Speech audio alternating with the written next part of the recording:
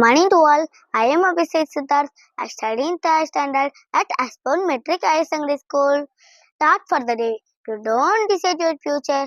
You decide your habit, and your habit decide your future. Thank you. Have a marvelous Monday.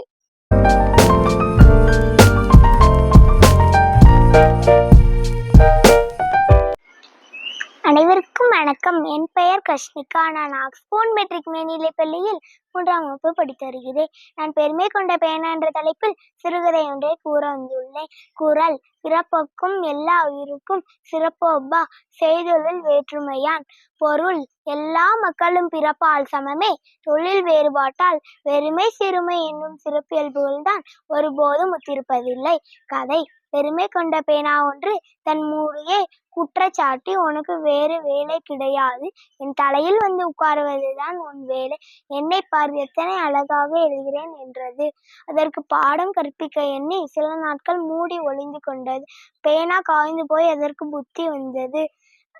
தன்னை காப்பாற்றும்படி மூடியை கத்தி அழைத்தது. மூடி பேனாவை மூடியதால் பேனா குப்பைக்கு போகாமல் பிழைத்தது. ஆகவே அடுத்தவர்கள் எவ்வளவு முக்கியமானவர்களாக இருந்தாலும் உலகில் ஒருவருக்கொருவர் தேவை என்பதை மறந்துவிடக் கூடாது.